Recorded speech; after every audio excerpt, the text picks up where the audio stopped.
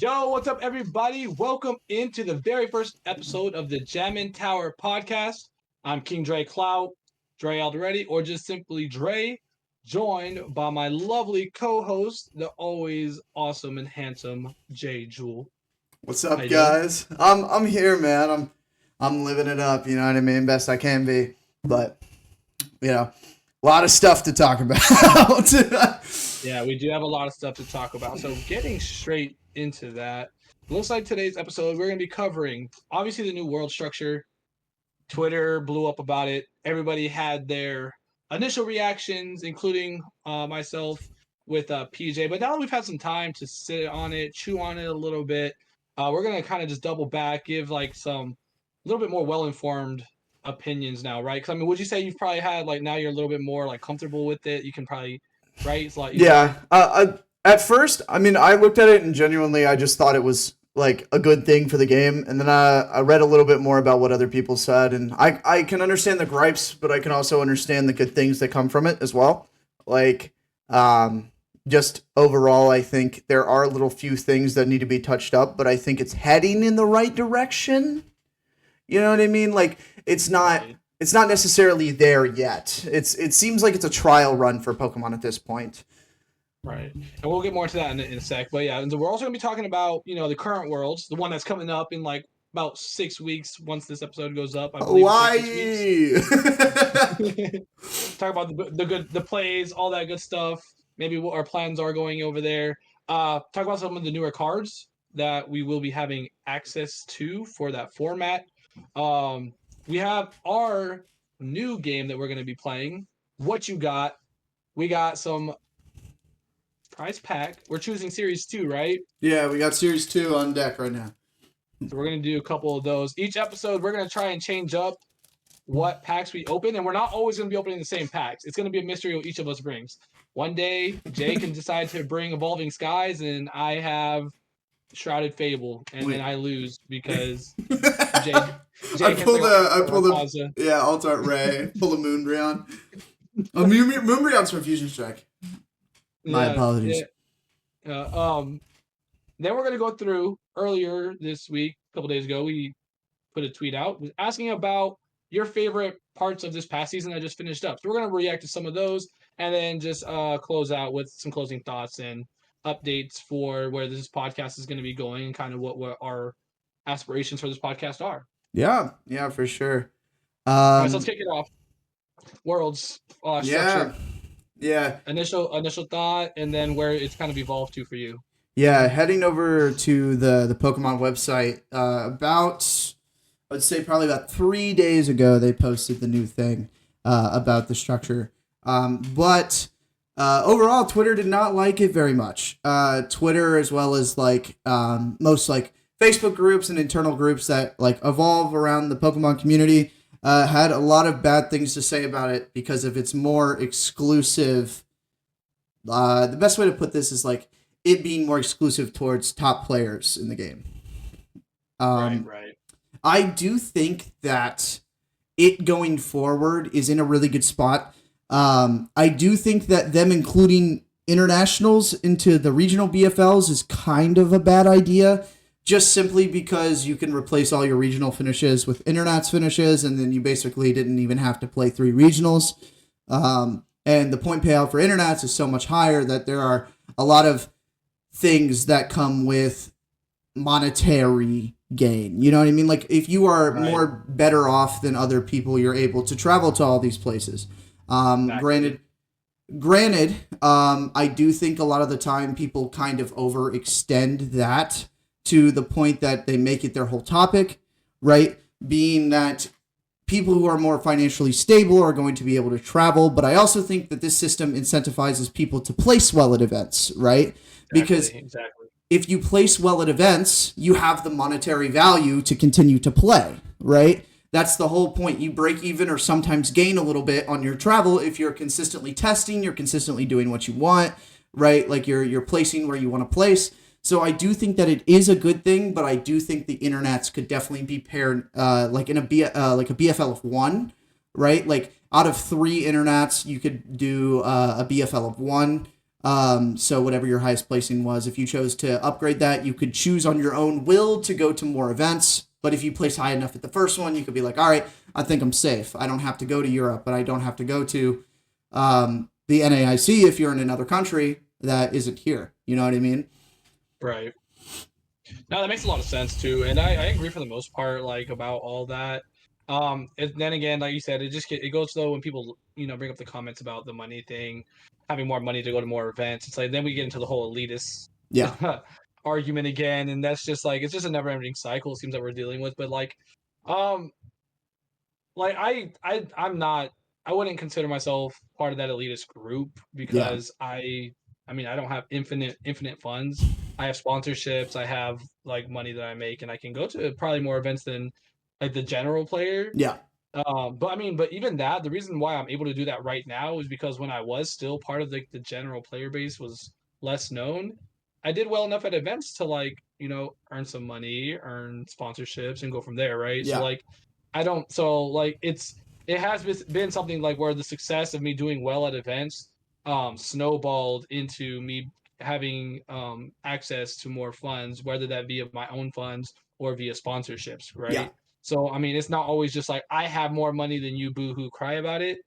Um, it's more so it's like, hey, if you focus on doing well instead of focusing to go to all the events, doing well might just lead you into going to more of those events because you earn that extra cash and stuff Yeah. like that. So Yeah. I definitely agree. I think like kind of relating back to like this past season, right? Like I was able to when I got my top 16 at Charlotte, I was able to afford three separate trips. One being to be able to go to Knoxville, one be able to go to Indy, and one be able to go to Vancouver. Right? None of which I needed. Right? I had already gained my invite when I got top 16 at Charlotte, but with the recent discovery of my health, there were a lot of things that I wanted to do for fun based on me wanting to go and play more. So I was able to afford going to three trips, including for Vancouver, my girlfriend, right? Like I was able to right, afford that trip off of the winnings from my top 16. So granted, if this was midway through next season, and let's say I spiked a top 16 at a regional, that's another $2,000. And if you plan accordingly, that $2,000 can get you a trip to pretty much anywhere you want, right? As right. long as you stay with people you know and you are working towards that. So it's just about managing the money you make from the game to continue to put back into the game if you're really devoted into the process of wanting to get your world's invite, right? It's Exactly. it's gonna take a couple tries to get that deep run finish unless you get there, right? Like for example, if we go to Baltimore and I don't spike it, maybe I have to spend a little bit money out of pocket to get to the next event, right? But at the same point, you're chasing a world's invite. You're chasing one of the most exclusive invitations that this game, the most exclusive invitation this game has to offer, right? Which I definitely could see some grounds to make some more online events, kind of like they did with the player cups, right? Like I think that's a Right. good way to kind of settle this debate. Is like if you introduce a new level of play to the people who aren't trying to spend the money to get a world's invite, I think that would definitely settle out the odds a little bit. It would Yeah, definitely I can agree. like bring back players cups, allow people to play in Yeah. them, like bring back some online tournaments that are actually sanctioned with prizing, right? You have so many options to do.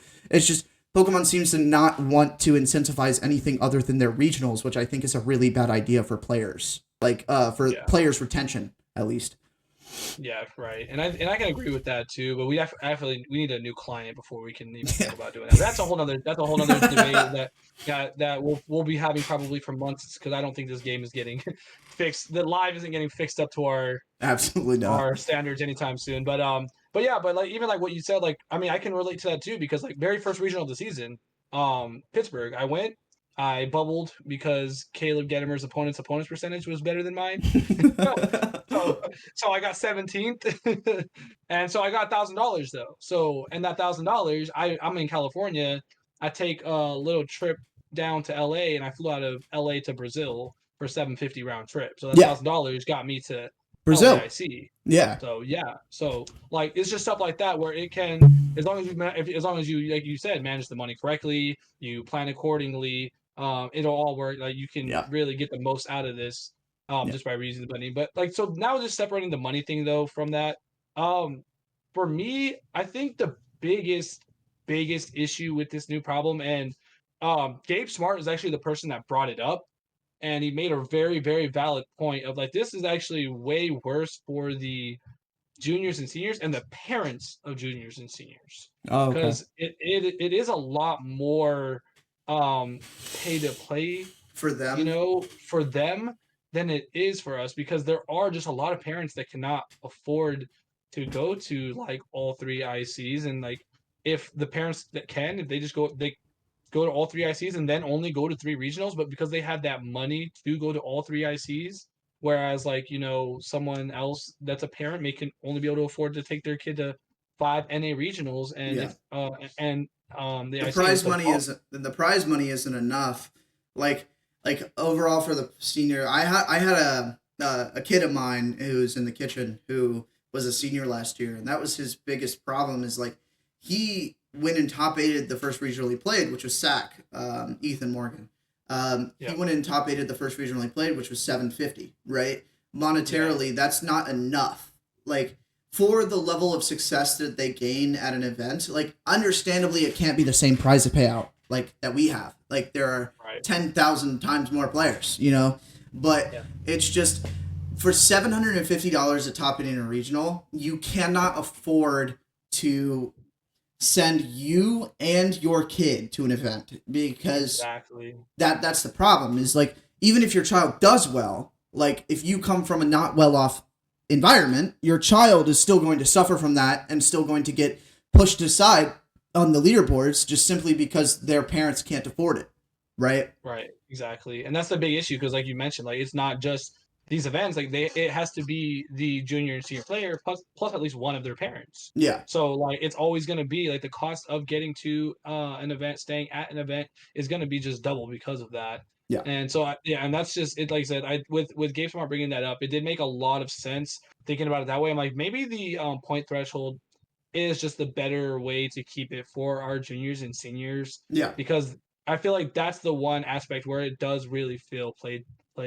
to play. yeah, With the Masters, there because of the top X, I'm not a fan of the top X. I'll be straightforward. If we wanted to yeah. only have like they only wanted 125 ish players, Make the point then threshold.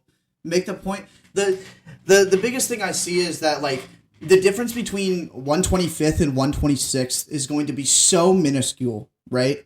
That it's going right, to be very difficult and heartbreaking for somebody who was on that threshold, right? But if you just continue with the same points requirement, right? And you keep it the same way instead of increasing the points, which I don't understand why they increased the points this year if they're going for a top X, but like it doesn't really matter in any way because it's still about the same. It's going to equal out to about the same anyway. all Um, about the BFLs. It's all yeah, about the it's BFLs. all about the BFLs anyway. But like if you were going for the more exclusive route, right? Making it feel like people just don't have an option to go, right? Is not the way to go, right? The best way to go would probably be like our point threshold this year was 600, right? So Right, if we bump our point threshold from 600 to 700, maybe 750, right? That cuts out at least 100 more players, right? right. From this year's world standards. And if people want to try harder, we could have any amount of people go, but I think that if you acquire 725 or 50 championship points, you should be allowed to go to Worlds because that means you obviously had finishes that were enough to get you there, right? Right. You obviously validated yourself as a player enough to achieve the invite. 600 was definitely too low, right? Yeah, it was just with the BFLs was what it made it seem like it was too low. So like for like instance with our finishes, if it was 750, I think I would have missed by 10. Yeah, I would have missed. I can slide over to that. Uh, I would have missed by 10. Yeah. Also, shout out Um, Maddox. Maddox from the Beach Court podcast asking us about our BFLs, and he made this whole thing, yeah, which is perfect content for us. So thank you, Maddox, sliding that over our yeah. way. Shout out Maddox. Basically made this whole section free for us. But Yeah, as you can see, this is both mine and Dre's finishes for the year. These are their BFLs. So going over in this system, right? in this system, Dre was 10 points short of what would be 750, right?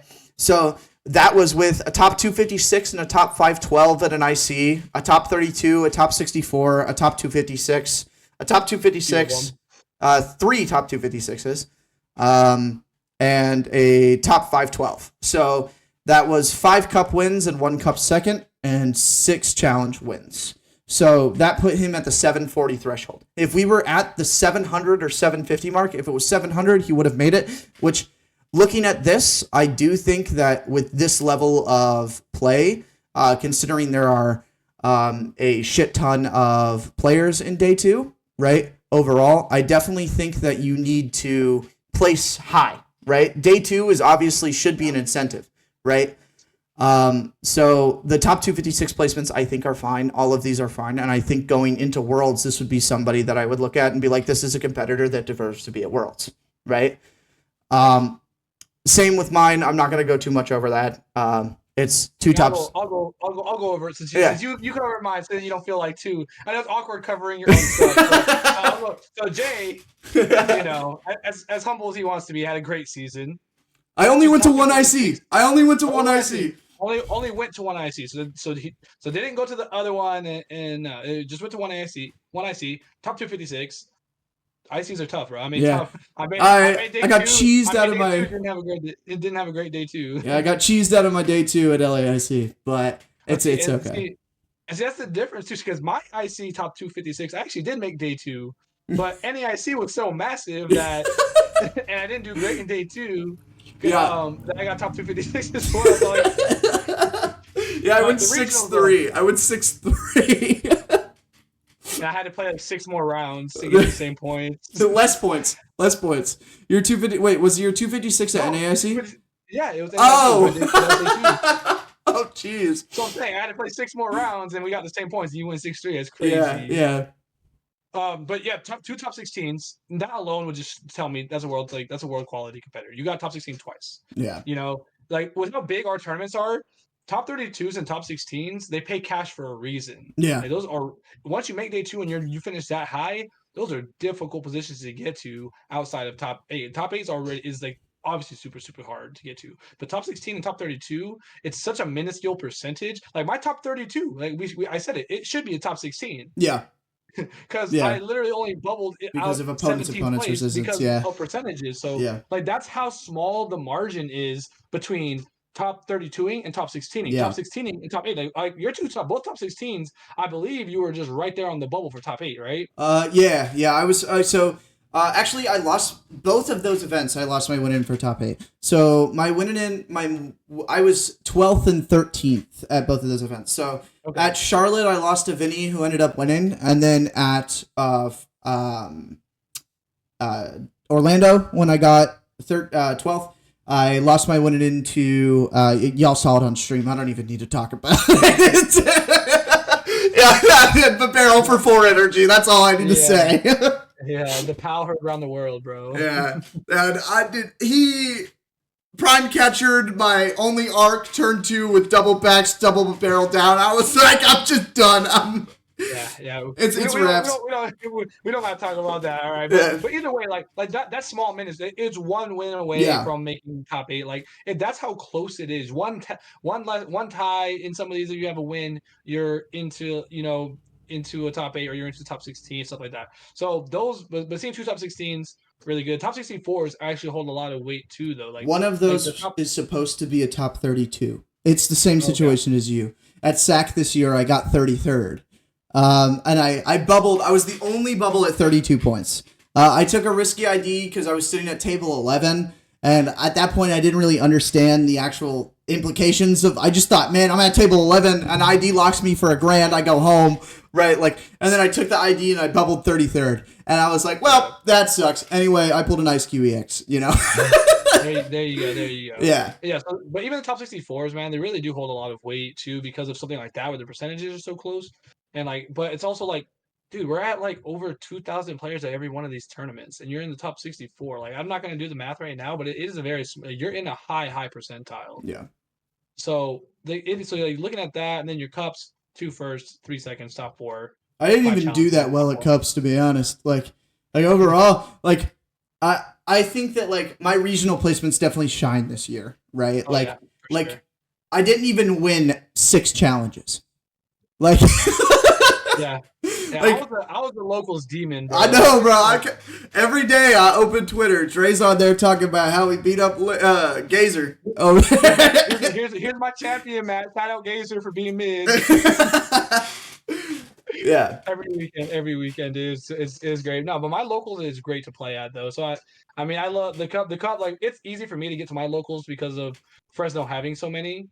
So like getting in there, and especially to the season, like I'm only a 40-minute drive from Fresno, so like I'll still be going to, like, we have a cup next weekend, so I'm gonna be yeah. going to the cups and stuff, and it's really easy for me to get my cup finishes.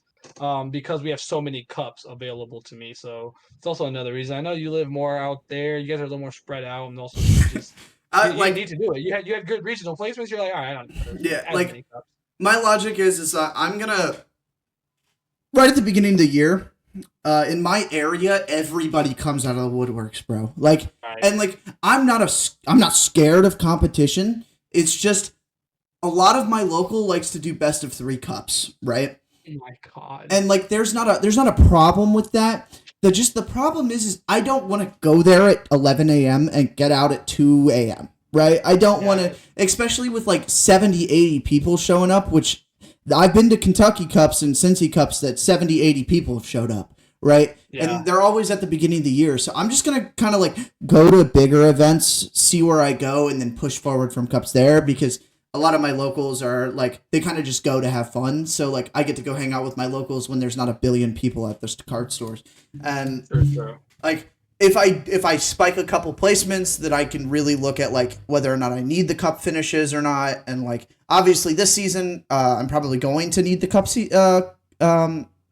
points. It's just kind of important, especially while looking at the rest of this graphic here. The most important part of this graphic, right, is the secondary column next to 2024, 2025. Exactly. This is what Maddox did is he took all of our finishes, right? And he put what would be this year's final total of points with the delegated points change. So at the end of the season, Dre would have 805 this year, which I don't even know if that's enough to get you there. Like there is no, the problem is everybody is speculating the total amount. Maddox says you need about 1,000 to get there, right? That's what Maddox said in his video. I don't know if 1,000 is really. Actually, I think that might be a little overshooting it. To That's be what I honest with said. you, I think that's. I honestly feel like it may be more closer to 750 to 850, somewhere in that 100 point range. It might be closer to like the 800 850 range. Yeah. But I could see it being like 750 because this season, especially with the top X format, dude, we get midway through the season and the doom and gloom and the I quits are going to be just way more massive if we hit the halfway point. I could definitely see like switching over to the other tab here. We'll come right back to this. With the new structure, let me see if I can find it. With the tournament rounds. So adjusting tournament format for top cuts. So if we have less than 2,000 players, instead of us having 9 rounds in day 1 Swiss, we have 8. Right? Yeah. So I definitely could. Yeah. There's a few regionals we've had that it would have only been 8 rounds. Yeah. Would have only been 8 rounds. And then day 2 is only a combination of 4 rounds, which is a huge difference, right? Makes the bubbles a lot larger, but with asymmetrical cut, which was mentioned here somewhere on this article as well, it's definitely going to add a lot more competition when it comes to the top brackets. Whereas with my situation, right, being that I made 2 top 16s this season, I would have had another chance to make a top cut at Worlds, not at Worlds, at a regional, right? Yeah. Given the top 16 placement, the top 16 plays out for top 8, which is like not like if I had the same amount of points as somebody who bubbled, right? So if I had bubbled out of top 8, which I would have an opportunity to play in. So like there's definitely a lot of things that are changing that I think are good, but there's definitely the lot of things that need to be toned down. Yeah. Go ahead. Overall, like you said, the seniors division is in shambles right now, right? Like the problem is with Masters, it doesn't overall affect the Masters, right? Like Right. It's the almost the like the way I think of it is it's almost the exact same as 128 of this year 125 of this year will still probably make 125 of next year, right? And new faces will show up, obviously. That's how the card game works. But like most of the people who are not worried about it are competitive players, right? Like the people who play on top. A lot of the people who aren't worried about it are the people who wanted to chase an invite this season, and it got drastically harder, right? And so I think overall, it's a good thing. Seniors and juniors should go back to the way they were. And I think that there should be some sort of incentive for still playing, right? Like I've seen people mention that promos for day two. Promo for day two would be cool, right? Yeah. Like pack pricing, because it costs Pokemon nothing, like to get those packs out to people, right? Overall, it costs them nothing. So getting packs to just people who played 15 rounds of Pokemon, like it genuinely feels like it's something that we're lacking inherently. Right. Like we shouldn't ever have to like play 5 rounds of Pokemon to just literally go home with nothing. Yeah, that's fair. That's a good point to bring up too. So I guess now for my part, what I think is good, I think we're all unanimously okay with a more exclusive world. Yeah. Like I think I've seen and read comments from players that we're gonna chase, where they're like, well, with the top X, probably not my thing, but I agree with top X, more exclusive worlds. Like I don't like top X, I'm probably not gonna be chasing. But more exclusive worlds is good. Like, I think that is a unanimously agreed upon thing. I think worlds should be a little bit more exclusive, but I think there was a proper way to do it. Top X, bad, not the right way to do it, in my opinion. I think it should have been, you could have kept the same point threshold, tweaked the BFLs. Give us, like, my thing going into this was I thought 4 regional finishes, 2 ICs, 1 IC would have been fine. If it was 5 regionals, 1 IC, I would have been cool either way. I really didn't care. But like some sort of split upon that. 6 tournaments should still be like the overall for the majors, but like one shouldn't count over towards the other. And even if they wanted to do 1 BFL IC, maybe 6 regionals was probably still correct. Yeah. But I think that if they did like 4 regionals, 2 IC BFLs, 4 for Cups challenges, I think the locals I think right now the locals is correct. Yeah. The BFLs for the locals, good. That's where they did the BFLs correct. But making it top X is like where they messed up, in my opinion, because they kind of just further pushed the pay to play aspect of it, even though they were trying to like they canceled themselves out. Yeah. They're like, okay, cool. Well, we're gonna do BFLs for all the majors and for locals. Yep, that's what we need to have more exclusive worlds. Oh, it's top X. Yeah. So now that's more pay to play because like the big gripe is the people with more money, all that. But that's a whole different conversation. The thing where it changes, like, say a player like myself, I can use myself for this exact scenario. I got my invite in January, halfway through the season. I took the entire quarter 3 off. I didn't go to majors in quarter 3. I didn't go to Knoxville. I didn't go to which one was it? Toronto. I didn't. I took the whole Vancouver. Entire off. You didn't go to Vancouver. Yeah. Like I took quarter 3. Like Maddox says it here too. Like the additional top X factors is players like Dre who are able to qualify early in the season. Because I got all my locals done. I got the 512 at LAIC. I got that 17th place and the top 64 at SAC. Like I got like 3 of these day 2s and the top 256 at Charlotte for the points that got me the invite. Yeah. Like I only needed 3 regionals and 1 IC to get my invite. And then like I went to a couple more throughout the season, but I took the entire quarter 3 off to chill. Yeah. Because I got my invite, but you can't do that this year. No. Like I won't be able to do that this year, which is fine. I should be playing more Pokemon anyways if I want to become a higher, touted player, and I plan to do that. I plan to actually try to chase since it kind of is like you can't chill.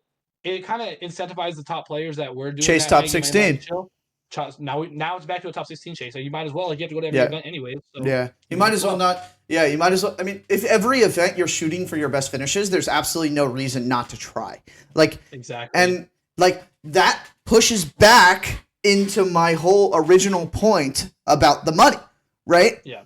The money is a big factor of everybody's arguments, but there are opportunities for you to make more money. A best example of this is a good friend of mine, Sawyer, right? Sawyer Melbourne. Really good player, really good finishes. He had a top 4 this season, a top 16 at NAIC. Like a lot of really good placements this year, right? But every event he basically went to because he earned the top 16 stipend, right? So I know Sawyer, and I know Sawyer doesn't have the money to play, right? And I'm not going to go more into that, but I like from a personal standpoint, I know that without the money from playing the game and competing well enough, he and coaching and access to all of the things that everybody has access to, right? He was not able to afford this without them, right? Yeah, and so like if you want to be one of the best, right? You have to compete with the best. And competing with the best means you can afford to continue to play, right? You obviously are going to have your swing days, right? Like, for example, I went 1-5 drop at Peoria, right? Like, it happens, bro. Variance sucks. It happens. Yeah, and like, it's part of our game. It's part of our game. Like, sometimes you literally can't, even the best players cannot help if they get just like bad variance. Yeah, like a good example of like is like the first half of the season, I was in a steady income situation, right? Like I had enough income to travel enough to make it to where I needed to be. But all of those events, I didn't do well. Peoria, Pittsburgh, I didn't make money at SAC. I didn't make money at Toronto. I didn't make money at really like any of my regionals up until Orlando, right? But that 2 top 16s was able to just completely change, right, the trajectory of how I was going. So like, you're going to make your money back if you just take the time, stay focused, and play the game, right? Yeah, like that's what it's ultimately going to come down to, man. Yeah. It's like people, we just have to we have to change this is just changing the overall mindset of like, I just need to get to X many points, and I have my invite. Now it's like, well, if I want to have a realistic chance at my invite, I need to do the best I can at this tournament and even win it. Because if I win it, I get the auto invite, right? Yeah. So, like that's the kind of, so it's gonna make this thing is gonna take a shift in the general players' mentalities now, which is a good thing too. That is actually probably like one of the best things to come from the top X format is mentality switching from I just need to make top 256 and I get every event and I get my invite. So I need to win. Yeah. I need to win. I want to win. I need to just get placed as high as I possibly can at each event. And that's a great better mindset for the overall general player base to have. So that's probably the one positive to come out of it, but I still think top X bad. I agree. Listening to you talk about it more has definitely got me into a more, I think that top X is kind of a bad thing. Like, I think it's just the mishandling way. Like they were onto something. They were almost there with the proper way to do it, and then like top X. And I'm like, dude, you just undid everything that you did. You just undid everything. You just changed the one thing good about the system. You did the one thing wrong. It's like all you have to do is bump up the threshold, cut down the BFLs. That's it. That's it. No, dude, they got a new intern. That's what happened. They got a new intern. It's like, I'm gonna fix everything, right? Just like live. It's just like live. Yeah, man. But yeah, I think overall, I did see that Pokemon had posted something about, I think it was TCPI posted, something about taking our opinions and maybe making a change, right? I would not go that far. They did say that they are actively listening to us. And they appreciate our feedback, which what we can hope to take from is that, all right, they're listening to us. Hopefully this means some sort of change that's better. But if I'm being 100% honest, and you guys know I keep everything a buck always, they're not changing anything this season, bro. This year, I think they want to see how this goes, because if it works out okay, the big guys that whoever was in charge of making these changes was like, I was right. Yeah. But if we get like halfway through the season and it's just like awful and it's just looking like, I don't know what it's going to look like, maybe, but nightmare. Yeah. But if it's just a nightmare and they decide, hey, you know what, top X is not it. It's going to be this threshold now. Yeah. We'll see where we're at. Kind of like they did a few seasons ago when they changed the World's Invite points back down, like just because they simply placed it too high. So like they could have done that this year. They could have did that this year. Yeah. They could have just did that. Yeah. I like the honest truth is, had gone to like, honestly, I would have rather them say 800 points than top X, right? Like, Yeah, I would rather them have said 1,000 points than top X, right? yeah, Because they could any threshold.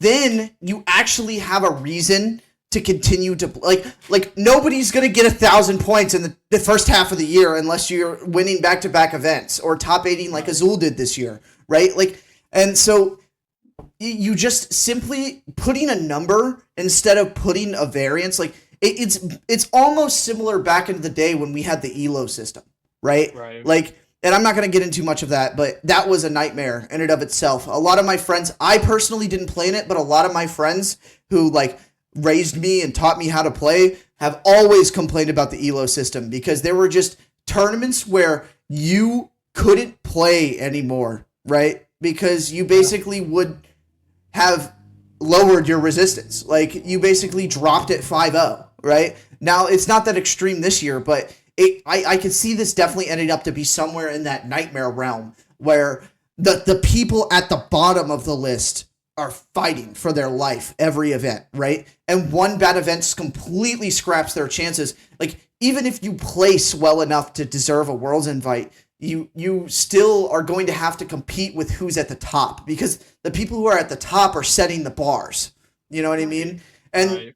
the people at the top are going to be people like Andrew, people like Azul, people like Tord, right? Like, those people are going to be the people setting the bars, and you have to compete with them. Like, Yep. and if you don't compete with them, you don't go. And Exactly. while there are validations for that being a good thing, there are also a lot more downsides than there are good, for sure. Yeah. And that's the thing. I think it's what we can agree on there. Which it's and at this point, all we can do is just wait and see. We know what Yeah. the structure is now. My biggest thing to tell everybody is just go play. Go Yeah. play. Play as best as you can. Get better every single time you can. That you can put your hands to some cards and put some cards on the table. The most important Don't. thing though is have fun. Like, Yeah. Like have dude, fun. Enjoy your time, dude. Like there's all we can do is play, have fun, and see where we end up at this point. Um, and if something else comes out of it, if Pokemon gets like we get through halfway through the year and Pokemon's like, you know what, okay, we kind of screwed up. That's like the best case scenario that we can hope for, or we yeah. just hope that they knew what they were doing all along and this ends up working out. But that's yet to be seen. So, I'm pretty much because we're pretty much running in circles now. But Yeah. yeah, Yeah. but I I do think we can think cut it there. I do Yeah, go think ahead. one more thing to talk about is Maddox's second point on this post, which was the value of top eights. The value of top eights that Maddox had posted was the difference in between making top 16 to top 8 can be season altering, right? Yeah, It could be massive because top 8 gains you 120 more points from a top 16, right? Like, that is insane. That is yeah, nuts. Like, yeah. you could bubble, like, granted with the asymmetrical system, like, that's fine, but It's more likely. Yes. yeah, 280 points to a 200 to 160 points deficit, like, just in general is a huge margin. Like, understandably that like first and second have a huge margin of points difference, right? And actually, even still, like, first and second even then didn't really have a huge, it was like 30 points or something like that, like in Yeah. previous seasons. Like, it incentivizes players to go harder, but I also think it decentivizes people to like feel good about their placements, right? Like, at a 3,000 person tournament, top 16 is an incredible feat. Like, Yeah. and like, I just don't like, in this mindset, Pokemon just doesn't see it that way. Yeah. Like, So this brings up a good question that just popped into my head about the asymmetrical cut. Though, is I wonder, like, let's say we have like whoever got eighth and is the eighth person in the top eight, and then for those of you that don't know what asymmetrical cut, if you have the exact same like match points total like record as the person that finished top eight, but you finished top like ninth place because of percentage, like opponent's percentage or opponents, whatever. But if you guys have the same match points in this new asymmetrical cut, you will be in the top cut. So I'm wondering that, like, say top eight and then ninth and tenth have the same match points as eight, right? And they go into that asymmetrical cut, and there's now 10 players because like say if you're one of the first ones out, you get right? One top of the first ones 16. to lose, that you get top six. I don't know if that is what because it may what would make sense to me is that like I got So points valued and money value based on at my top match eight, points. Yeah. as an eighth, as a, like an eighth, as if you got eighth place. Yeah. And then you don't really shift those points down because it'll just go like, so let's say 9 and 10 end up losing still, right? But because they made the top cut, they'll get top 8 points played out, and then the next person that didn't make top 8 is like, they're still in the same placement and they still get top 16. If But I think that, but if you're ninth and 10th but you made the cut because of the asymmetrical cut, like ninth and 10th, they just get like blanked out pretty much, kind of like how the leaderboard is. yeah. So another thing that maybe if you didn't know, but like say the whoever finishes 125th and 126th have the same exact points, there's no tiebreaker for that. They can't go and look at every single one of your guys, like your elo essentially, and figure out whose percentages was better, right? So if you have the like, and it's actually, it already does this in the current leaderboard. If there's somebody in the placements that have the exact same um championship points totals, they have the same record. And then Oh, the next okay. person under them is like that blank spot out. So it'll be like on the leaderboard, it'll show if 125 and 126 have the same record, they'll both show as 125, and that next person will be 127. Okay. And I so they'll both get their invite. They'll both get their invite. I just didn't know if I don't know if that's how that works. Like, Mhm. I don't know. I was like looking through That's this. I don't see anything about it, But that's because you just have to look at how the Pokemon leaderboard actually works. And I've seen it. Like I went through and looked at it. That's how the leaderboard for Pokemon works. Is that the people that have the exact same total value of championship points, they are tied, and the next person that has like one less championship point from them, those spots are all blanked out because all of them have that same spot, and then it's that okay. next place. So So you're saying that if eighth, ninth, and 10th all have the same match points, and 9 and 10 still lose, eighth gets a chance to play for the win, but ninth and 10th leave and go home with top 8 prizing. no, I'm saying that's what I'm wondering because they haven't explained that. I'm Yeah, just trying to. that's what I'm trying to. Yeah, I'm trying to compare it to the leaderboards because the leaderboards, that's how it works. because I know It's like that. people with the same match point total, like the same championship point totals, are getting that. So I'm not sure how they're going to do this with the asymmetrical cut. So I'm wondering that though, because I was able to clear up as far as like people are like, man, that's going to suck if I have the same points as 125 and I finish 126. It's like, no, that's not how that works. If you Yeah. have the same points as 125 for the overall season, by the time the season ends, you are also placement number 125, and you will also get your invite. Okay. Okay. Cool. Yeah. So going off of that, I'm wondering how they're going to handle the asymmetrical cut and point payouts because it would suck to play an extra round. You made top cut, Yeah. but you're getting top 16 place. Because I know that at Worlds they every once in, I don't know if it's an every year thing, but they do asymmetrical cuts at Worlds, or they did with London, and I know the people that got top 16 prizing. So like when they lost in cut, they still stayed in top 16. Gotcha. Right, So, but no, I'm guessing they probably keep it the same then, but I would think that it would be, especially with now how more important these cuts are. That if you made the asymmetrical cut, you technically did well enough to make top 8. yeah, And the only thing that mattered was your opponent's percentage. Which, if they're trying to eliminate that being a factor, because that's the only reason to do asymmetrical cut is you want bubbles to be less of a factor. yeah, Then, especially with a 120 point difference, they need to probably pay out. like If you made the asymmetrical cut, you get top 8 prizing. Or at least Makani's points. situation was unexcusable. like that, like Makani not having a chance at top 8 at 36 match points. Like he was the first ever bubble of 36 match points at Charlotte, right? Yeah, Like it's nuts. that's unexcusable. Like it's like what are I mean like you have to make something happen from that, right? Like it just has to happen. So, but overall, I think that's about all there is to talk about. There's a whole list of things that Maddox typed out talking about how we need 1,000 points to get to Worlds and a whole bunch of other stuff. So if you are interested in going to checking out any of this, I'm going to link Maddox down in the bio so you can go check the tweet out for yourself, read about it, anything we didn't go over. But yeah, so moving on from this subject, huge shout out to Maddox. Yeah, huge shout out to Maddox. Beach Core Pod, all you guys over there. Yeah, link all the guys over there. Yeah, there'll be a link down in the bio to their pod as well as their new video with Abby. She's pretty cool too. So I'll link their whole channel and everything down in the bio so you can go check them out. Thank you for the free content, Maddox. I love you. All love. So going into the next thing now, let's just talk about the World's coming up. Yeah. We both qualified. You qualified. Congrats on a great season, by the way, bro. Yeah, congrats on your season as well. Pretty good as well. Especially since Appreciate it's it. like your first. Like last year, I feel like last year for you was more of like a trial run, right? It was right. Like the Japan invite came just simply because of your skill and the difference between the Dre difference. You know what I mean, right? So this year was your first year actually giving it your all, and you obviously Yeah, showed up and showed out at your first event going into the year. So yeah. like, Showed it wasn't a fluke, you know. yeah, yeah.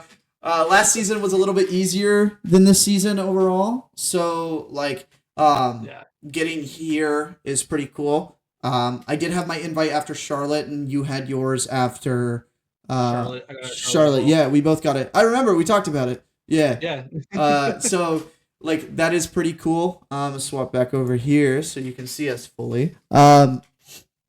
But Worlds is a pretty cool thing to get. It's always nice to get that email. You know what I mean? It's so yeah, nice. It's so nice to wake up in yeah. the morning and it's like, super cool. congrats, you're here. You know? So Yeah, great like, job. Like all that stuff is so good, man. It's like I don't think I can ever get tired of it. Like I'm sure, like if next season I plan to do well enough, and I hope I can get that email next year, and it's gonna feel great to get it next year, and I'm shooting every year after that as long yeah, as we can keep it. I don't think that feeling's gonna ever get old. I've gotten it twice, and I'm still as excited. The day I qualified, I was still as excited as I was when I got the top 16 at yeah, Fresno to get my invite.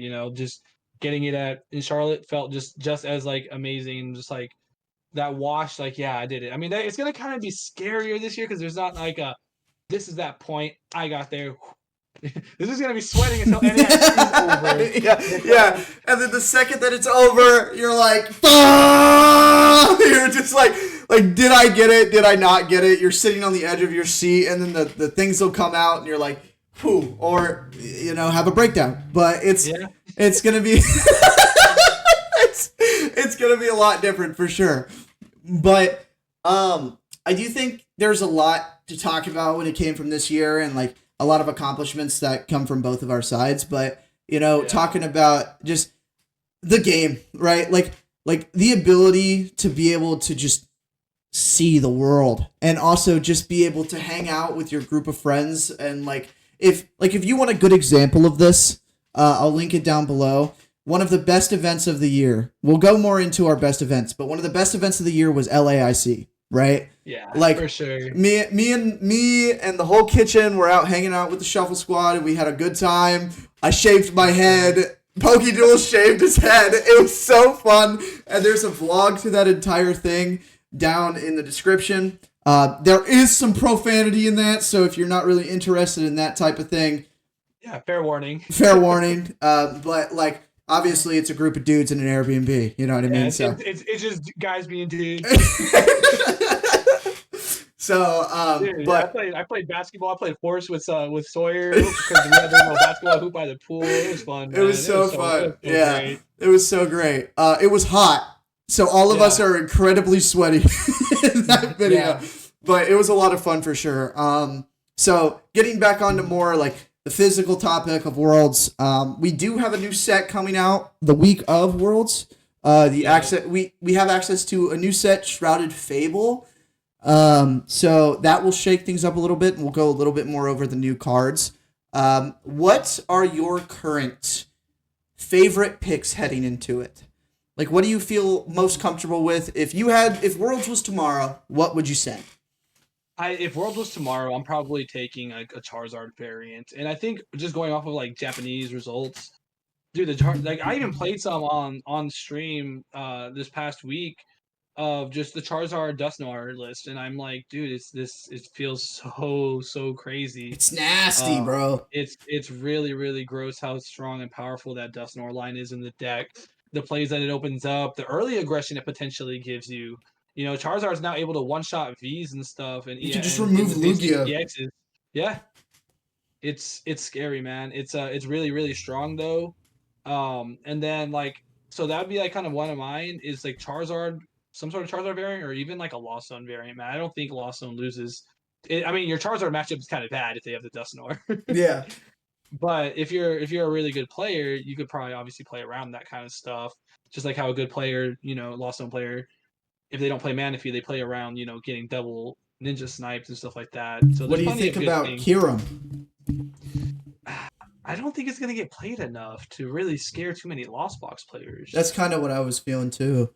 I'm like, it might get played in like a Drago list, but do we really expect that many people to pull up with Drago?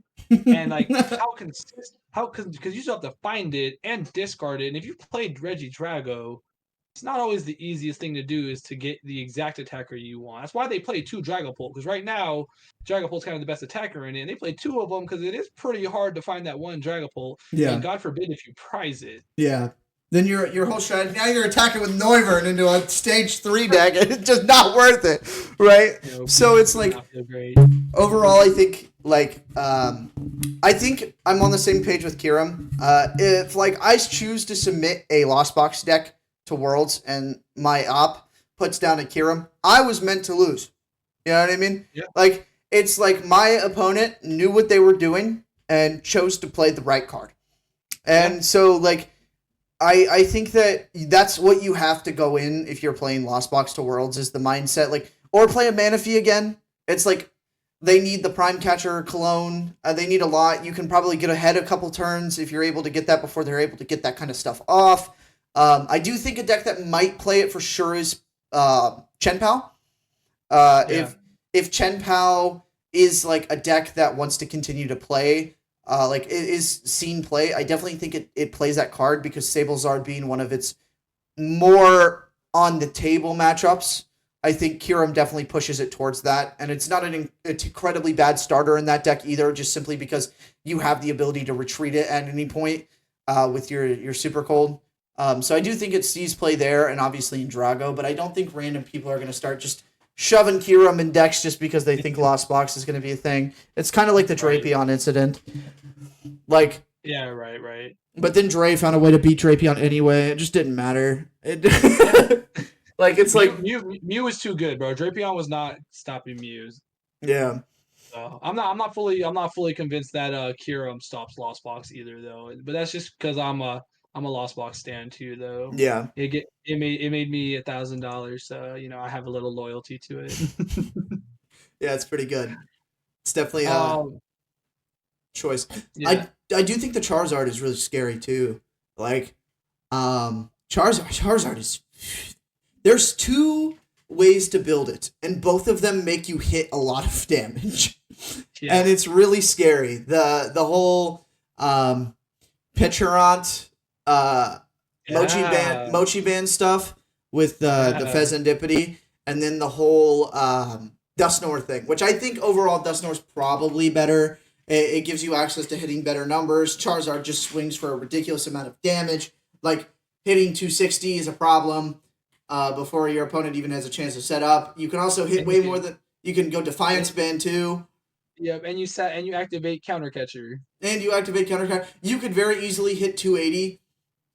Yeah, it's kind of scary. You activate Defiance Band and Counter Catcher. I do think those are really good picks. A pick that I think is good is, or at least what my group of friends think is good, is Reggie Drago. I don't think it's that great, but a lot of people are hyping it up. But I think Lugia is kind of in a pretty decent spot.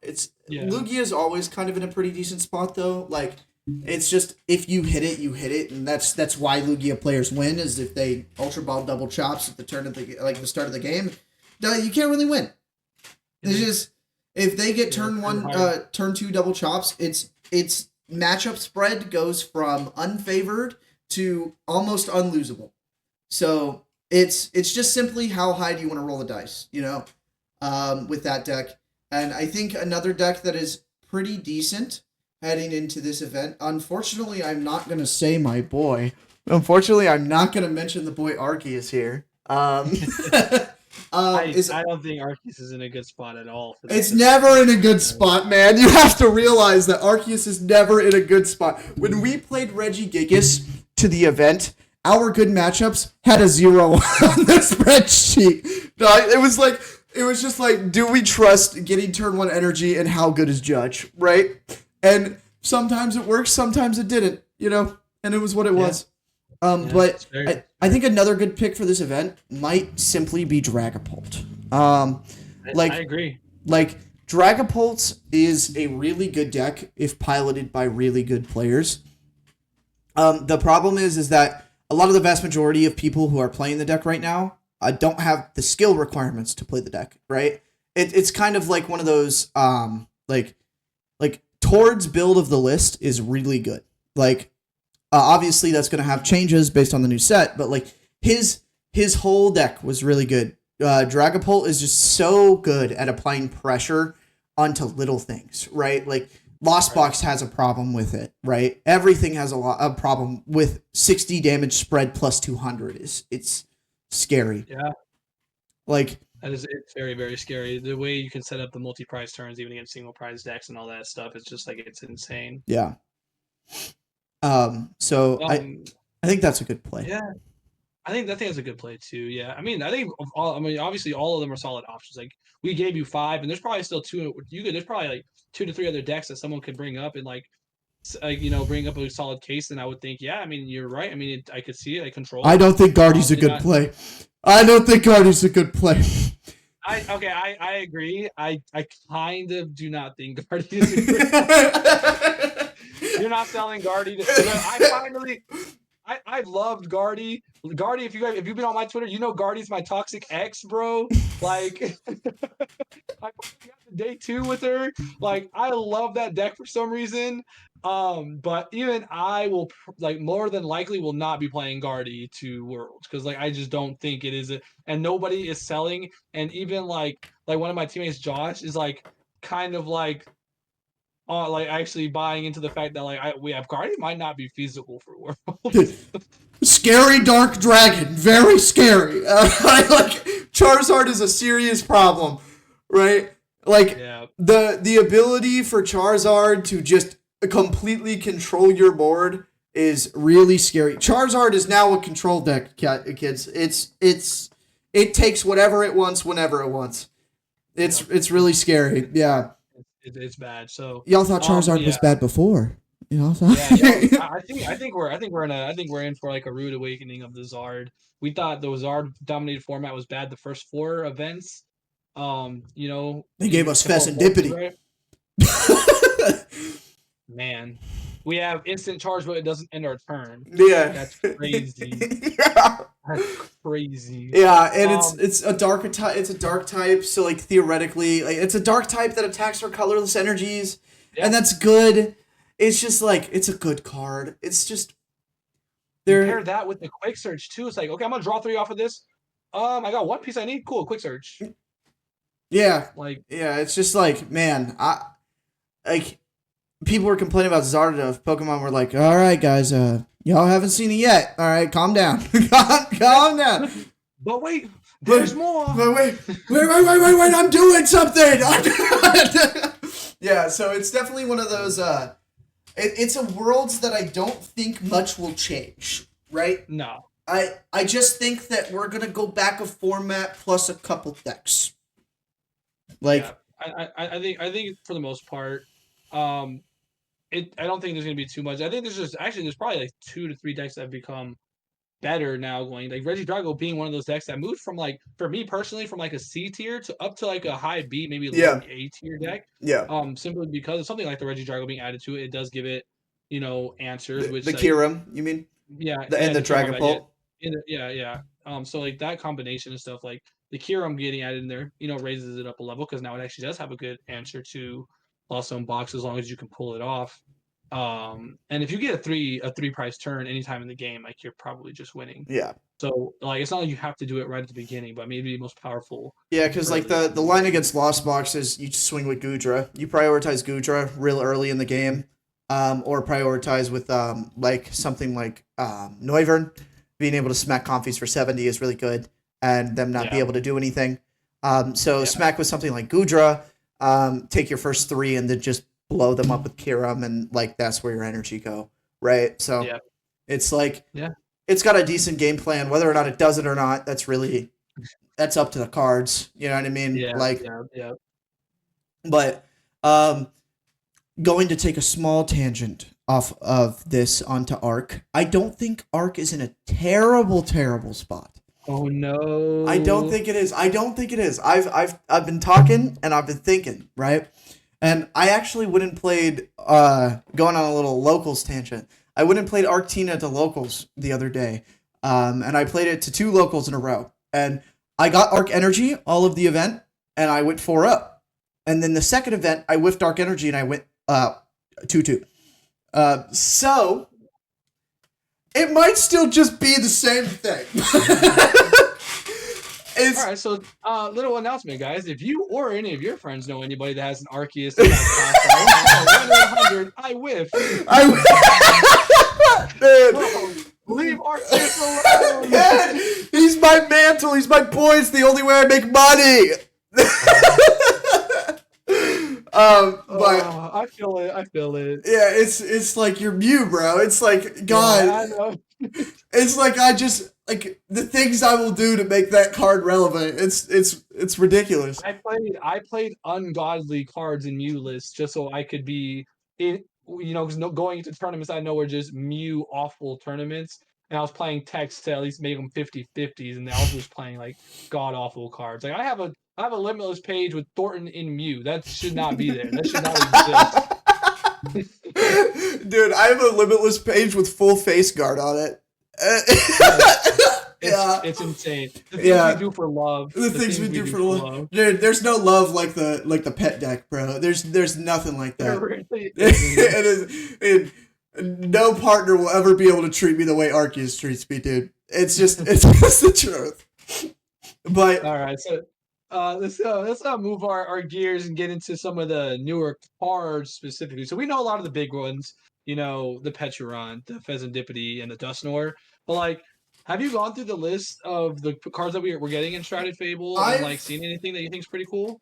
I've seen like a few of them. Like I've taken like a small look, obviously because of like worlds, but there's obviously not like any game defined cards. Like I would say like obviously things like Dartrix are pretty cool, right? Giving more support to a deck that needs more support. Even if that deck is not great, right? But like having more access to that kind of stuff is pretty nice. Yeah. Dartrix is pretty cool. I'd say that Kingdra EX is a cool card. Whether or not it's good or not is up to the fate of the world, but it is a cool card. Being able to just simply put 3 water Pokemon from your discard. It's like Archie's, but times 2. Like it's like but plus 2. Like it's like put 3 backs down on the board. What the Appa doing? You know what I mean? Yeah, that's true. You want to go down. I think like one card that I really like is the Blood Moon Ursaluna. It's pretty cool. It has the ability, rule of thumb. So once during turn, when you play this Pokemon from your hand to your bench, you may attach 2 basic fighter energies from your hand. So it's basically like the Moltres. Where is that at? Is it all the way towards the bottom? It's in the fighting type. So if you just scroll down. Oh, it's a fighting type. Now I see. Yeah, it's a fighting type. Yeah. So the Blood Moon Ursaluna. So yeah, it has like the malevolent charge, right? Maleficent charge, whatever it was. Malevolent charge off of Moltres. Yeah. Yeah. So when you place it down, if you have the 2 energies, you just put them in play. So I like that. Like with this, having if you have 2 fighting, you have this, you put it down, then you just need an attachment for turn, and it does 100 damage plus 30 for each damage counter on your opponent's active. So this thing can just be a big single prize that just like amps up big damage. I don't like one prize. I don't like one prize fighting Pokemon, man. I don't like them. One prize fighting Pokemon, man. That's your answers for the Miraidons, the Arceus, the Blissies. I mean, there's not too much that's fighting weakness relevant right now, though. Yeah. But with the plus 30 for each damage counter is kind of huge, especially if you're playing like wasn't it, I believe it's like the Okidogi version of like Lost Box was kind of popular.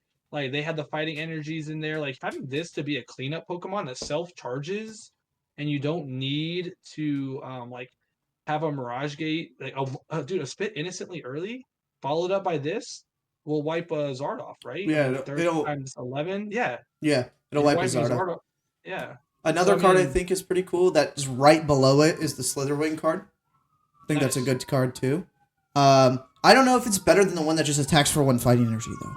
No, I think the 1 fighting energy might be a little bit better than what it is. The thing about it is like this one shot to hands, the other one does not. Right. So it's like It's whatever. I'm trying to look here and see if there's anything else cool. Obviously, we've got the Duskull line, right? The Duskull, Dusclops, and Dusnor. Obviously, Yeah, yeah, everybody's heard right, that. right. Um, So, I mean, the thing that I'm kind of wondering is that I played against Zach with on stream with a build of the Pecharunt and like the what's this trio? Dude, I'm so bad with that. I didn't do the DLC. Do you know what this trio is called? I'm The just gonna call them the boys.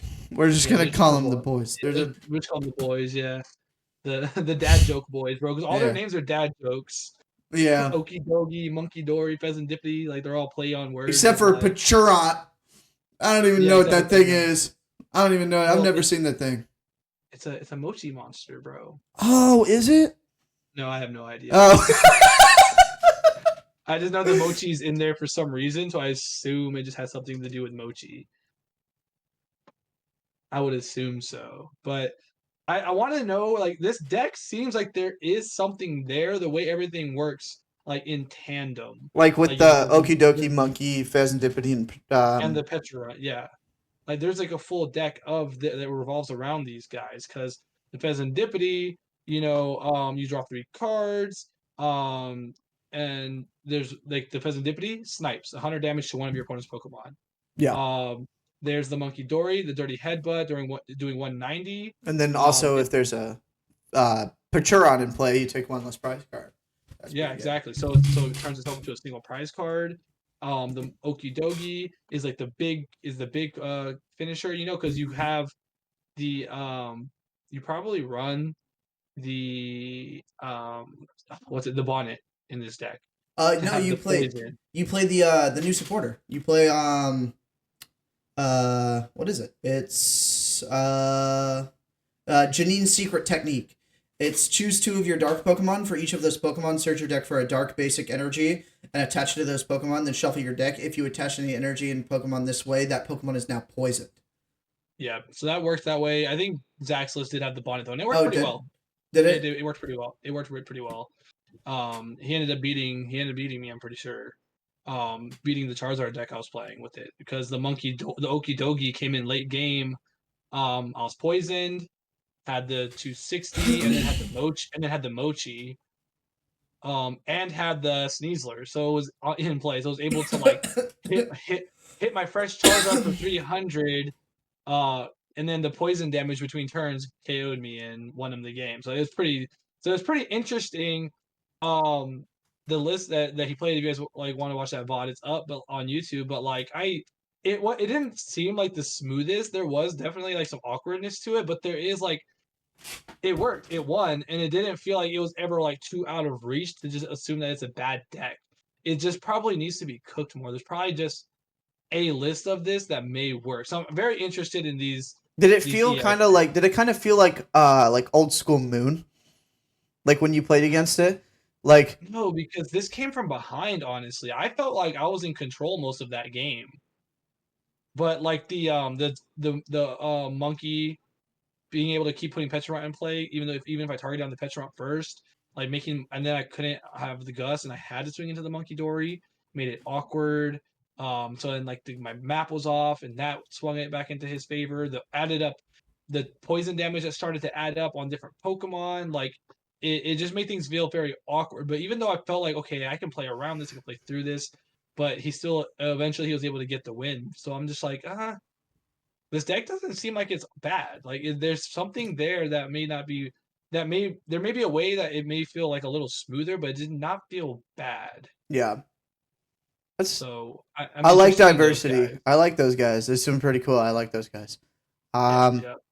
I think another cool card. I saw this in a Japanese list. I don't know if it's good. The Yveltal. Um, the new Yveltal. It pairs really nicely with Frostlass because it Okay. puts 2 damage counters on each of your opponent's Pokemon that has any damage counters on it. So, Oh, okay. so Wow. like Yeah, that's huge. yeah, so like it's an attack that like continues the spread, right? So like basically your whole line behind it is you sit behind the Yveltal spread, and then your Frostmoths. I mean your not your Frostmoth, your Frostlasses do more damage in between turns. So you basically just get Right. to stack up, and then you slap a Devo TM, and you're like, all right, goodbye. Like it's like Yeah. everything.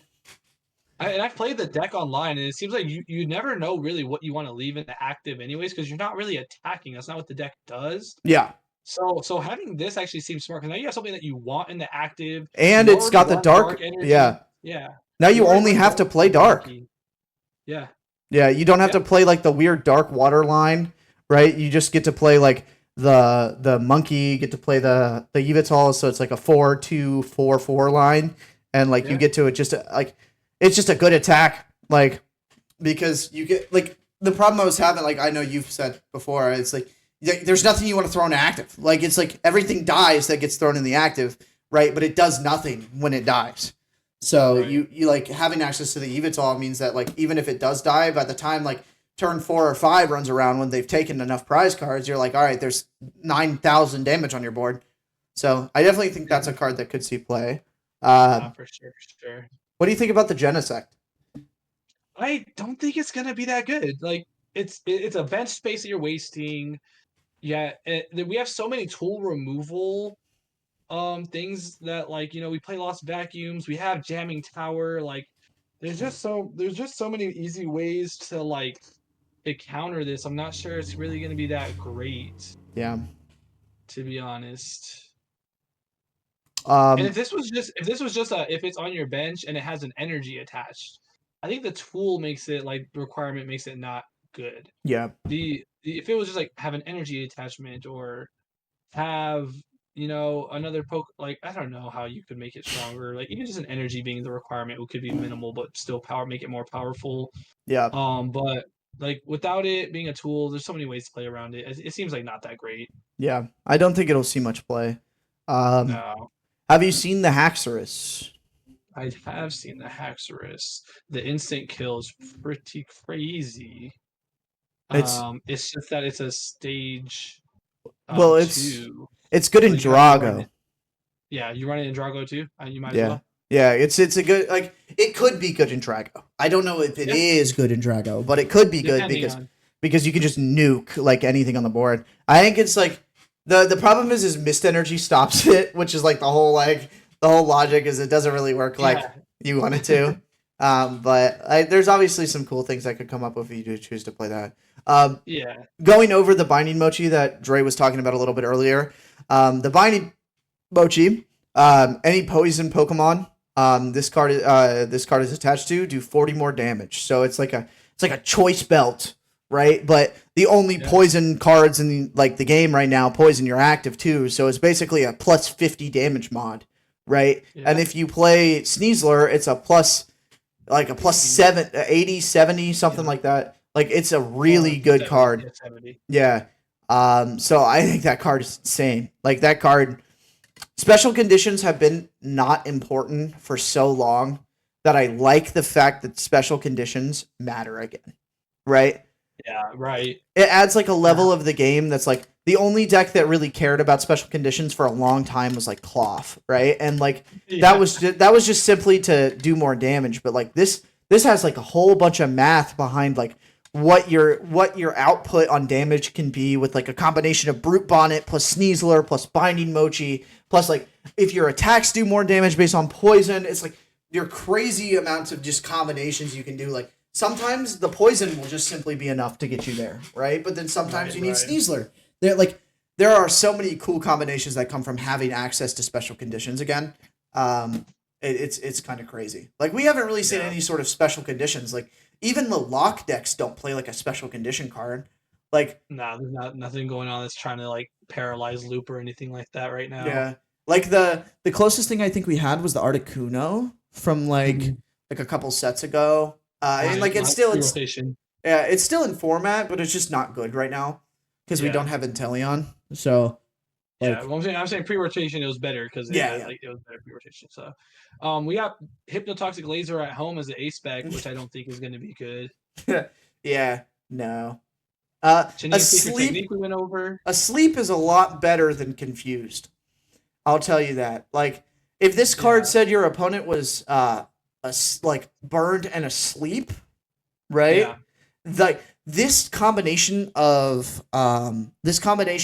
status effects isn't great, right? right. Like Like honestly, on something like an A spec, I'd want to see something like your opponent is now paralyzed, right? Like, because that's my A spec for turn, right? I mean for game, right? Like it's like something like your opponent's confused, they can still retreat, like they can still do anything, right? Like it's Right.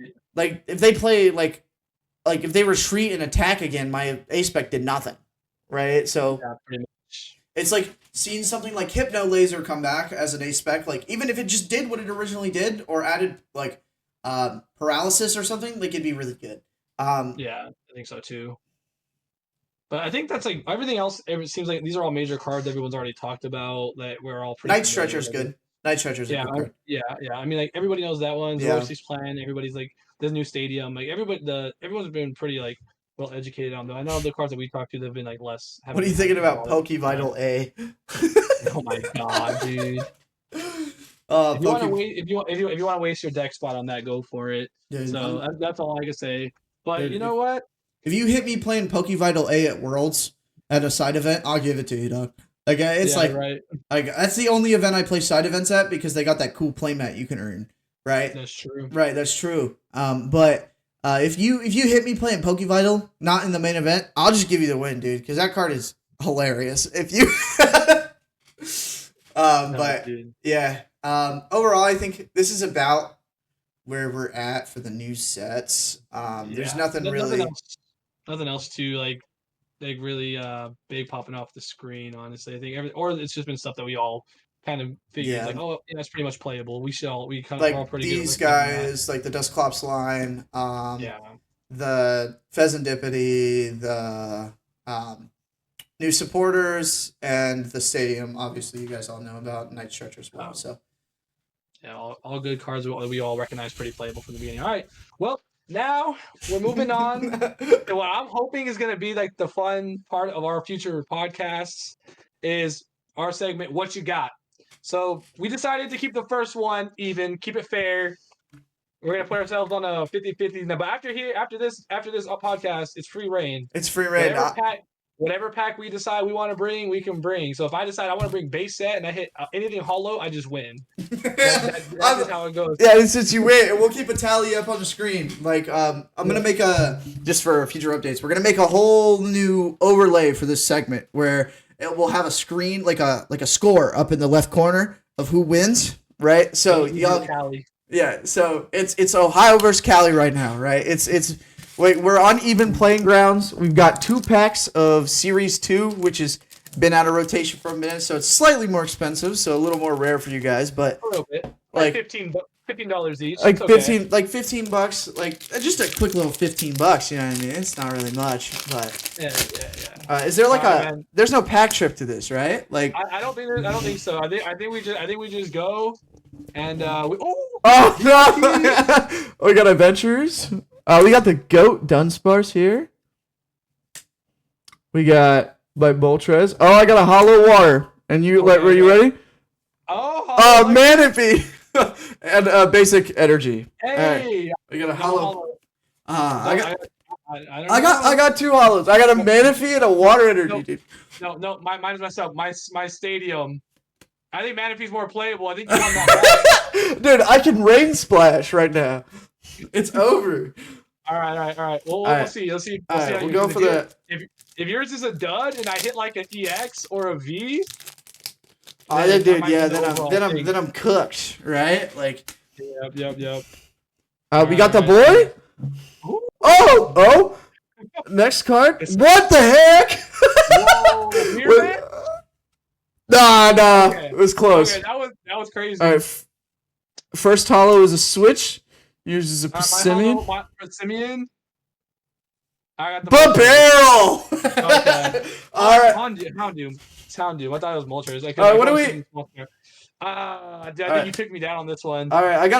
My hollows were pretty good. I got a switch. I got a barrel. I got a Manaphy. Yeah, I think you won this round, man. I think I won this round. All playables. You got all playables and a hollow energy. Yeah, I'm taking this one home. This is one on me. All right. Jay takes the first round of what you got. All right. It incentivizes me to try and maybe get my hands dirty and get some good stuff. Nah, I'm not gonna bring out the big guns too early. I think think next week I'm gonna keep it pretty. Bro shows up next week with an entire booster box of Cosmic Eclipse. From now going forward, one pack. One pack. Unless I think one pack unless we do these. These I think those have two. Those give you a 2. Oh, I guess that's fair. Yeah. So one I think.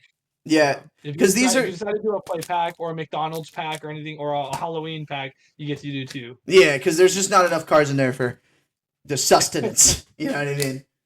I don't know, dude. Because packs in a booster box, there's packs that don't do anything. That is fair. But I'm guaranteed a hollow in one of these. Yeah, you're guaranteed. I think the way we do it is if we choose a pop pack, we have to choose to negate one of the hollows.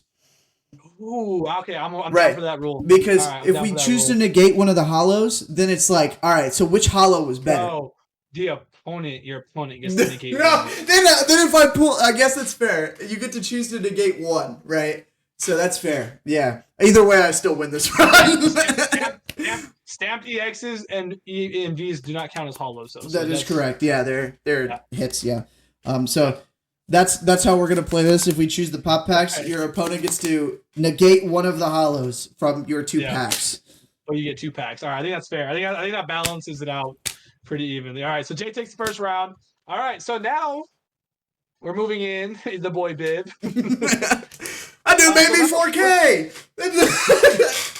That's real. So now it's time. Let's move into so on the Jammin Tower podcast page, we put out. Everybody was feeling kind of down. They weren't vibing with the announcement of the news of the new structure. So it's like it's been a day. Now let's try to move on to some happier thoughts.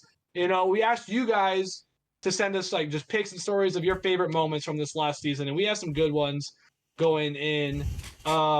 So if we're just going from the top, I definitely want to do the very first one. Oh yeah. There's a Gazer Beam slam. It's from one of my local homies. Is this the retweet of it? The tweet. I'm just going straight down to just from the straight replies. Okay, so the first one on mine is the Dom Ritchie one. Okay, I got you. The Evan Desi one. Desi. Yeah. So when Gazer Beam 2K failed to make day 2 at a regional because his op wouldn't ID, I was there. That was at SAC regionals. He was so close to day 2, and he was 6'2". He was 6'2". I believe he was 6'2" because all he had to do was ID. 6'2" at SAC regionals. Sits down. His opponent wasn't like a major pro player, and offered the ID, and his opponent said, "No, I want to top 8 this event. We're playing it out," and then beat Gazer. To see his soul crush in real time really warmed my heart, my cold, dead heart. Oh man, that's so funny. That's an all-time tweet right there, dude. And then we got the boy right under that. We got the RG guy. All right, we got him mogging our boys. We got him mogging Azul. He got Tord. He got Rahul. And he got Pokeduels. What are you doing here? Pokeduels. One of these things are not like the other. I'll tell you what. That's crazy. It's crazy. Which one do you want to go after next? All right. So we got a Dom Ritchie comment. Yeah, we got the Dom Ritchie comment. So Dom, TSS win, TSS Dom, starting 6-1-2 with Lasso and Bolt in Orlando after Zach and Michelle Lesage told me I was throwing by playing it. So it's so funny because Dom and the person that I was rooming with, they go by Salty Lily on Twitter. They were they both got day 2 with Bolt. Yeah, I think slightly different variants, but it was just hilarious that everybody wrote Bolt off and they both made day 2 with it at Orlando. I will be fair. I kind of hated on that deck myself when it first was there. I think we all did. Sorry, Dom. Not really. But then we got our comment here from my boy Walt. Walt, I love you. You're my boy. He said, I got this message and list from at JMommyTCG and ended up making my first day at Knoxville. Right? Yeah. Had a ton of homies hyping me up throughout the day. Honestly, one of my favorite regionals to date. I texted him. I said, hey, Walt, with a smiley face. He said, what up? I said, you want a day 2? And I sent him the ARC list. I didn't play the ARC list, and he day 2'd, and I didn't. Hey, you should have played the list, man. I did. There has a Zeraora in there, dude. I was cooking. There's a baby Zeraora in there because that was your response to Moon KOs, right? Yeah. It was really good. It was pretty cool. Listen, It's pretty good. you wanna hit the Eric Ridgway one? Yeah. So Eric Ridgway, shout out Eric again. So I'm gonna butcher this, but my favorite moment was Squavette on stream plus knock for game. That was an insane sequence, dude. That was so crazy. Oh, But also we got a Lost Zone. We got Lost Zone Kitchen over here. we got Wanted to read that one out. we got Fly. Yeah, We got Fly. Fly posted ending first seed into top 8 undefeated at Vancouver. That's my boy. I'm so proud of you. There. I know. I wasn't there. I was so happy though when I was keeping up with the stats, and I just see him just going, winning. I'm like, bro, let's go. I love Fly. We've bonded over our addiction to Mew VMAX, and watching both the homie and the deck in tandem kill it in that event, bro. It was so awesome. It was crazy. I was so happy. It was so unfortunate to watch him brick against his best matchup on board. Yeah, it was so bad. It was heartbreaking, man. It was absolutely heartbreaking. Yeah, you want to head down to Patty Wilkins? Yeah. Yeah. So Patty Wilkins, got it up. Yep. There you go. So this pick of me and a friend after going top 2 at a challenge with him playing Tina, me playing Cast Form. Cast Form. That's the GOAT. Where's he at? Oh, dude. He didn't even post the Cast Form deck. I had to keep the sauce locked up. But me and my partner setting up our own league that dwarfs the one we used to play in that shut down, which that's awesome. That's really good. Community. First ever Cup top 8. So many fun people along the way, which is what it should always be about. And we just love to see it. We love to see it. Just the embrace between homies, making the top 2 finish, especially with a funky deck. We don't know what the list is, but Cast Form. We got our guy, the Professor Dope here. I completed my first major event badly, and it made me fall in love with the game more. Can't wait to hit more this season, even with the changes. I can't wait to meet more people, make more stuff, and play more cards. That's what I'm talking about. That's the goal, man. I love to see. We love to see it. We love to see it. So we start going into some of the reposts of it now. How do I see the repost? That's what I was going to say. I can see it on mobile. How do I see it? So you click on quote you as if you're going to retweet it, and then okay, cool. And right at the top, another Lost Zone Kitchen member, or at least for me. Is it in the same order? Like, is it? Which one is it for you? It should be Dom. It's Dom at the top. Oh, my boy Dom. He's all the way at the bottom for me. Okay, so we got my boy Dom. I love you. Thank you for being one of my best friends in the whole world. And he said, all right, Twitter won't let me tag more, but I've met so many of my close friends through Pokemon, and honestly, that's what I see this game being about. I didn't have people in my life growing up, but because of this, I was able to create an amazing family. I love you guys. Thank you. We got the goated picture at the Rainforest Cafe with all the cha-chas. We got all the boys here. We got this picture of Pokeduels and Christian Fontenot sipping out the same glass. We got one of his buddies asleep on the plane. And then we got the boy from Mew VMAX himself, basically. It's coated in his blood. We got him holding up his champion right there. Dude, the goated Mew player. Next one I have is Nathan Hargreaves, if you want to find that one. Yeah, he's right there. Right there. Yeah. So my favorite moment from the season, back-to-back regional debuts. 3 League Cup wins in a row. Judged on stream for the first time. Post-event group dinner. Oh, dude, best post-event group dinner ever. That is an insane season, actually. Yeah. Back-to-back day 2s, 3 straight League Cup wins. Got on stream to judge, so flipped over from being a player really quick. And then just a huge post-event dinner with your friends, which, Those like are I said, always this the is best. what it should be about. This is what we go. This is what we live for, man. We go to these events. We play the card game. Sure, we want to do great. But then at the end of the day, whether we make day 2 or not, we get to be with our homies. Like, we get to go see new places, have good food, and just have a good time, man. And I love to see it. I'm going to highlight the boy Nick Rupert. Also, quick shout out to him for making everything for this podcast function. Bro is the GOAT. But He said, I have met so many great people who continue to amplify my love and passion for the game. This is my first season traveling for tournaments, taking me places like San Antonio and Knoxville, and I've loved every second of it, and I'm very excited to be visiting more locations next year. This is a picture of my boy Nick Rupert and my boy Nathan, right there with the one and only Austin Charles. No achievement, Austin Charles. I love him. He's like my gazer beam, bro. He's like my gazer. That's He's so my funny. op. That's so funny. But yeah, I love this kid, Nick Rupert. You're a good kid. Thank you for being a part of my family. But Yeah, continue on. huge shout out. Great work on the overlays and everything too, man. We appreciate it so much. Which one you want to pick out? You want to go down to Val Shiny Porygon 2? Yeah.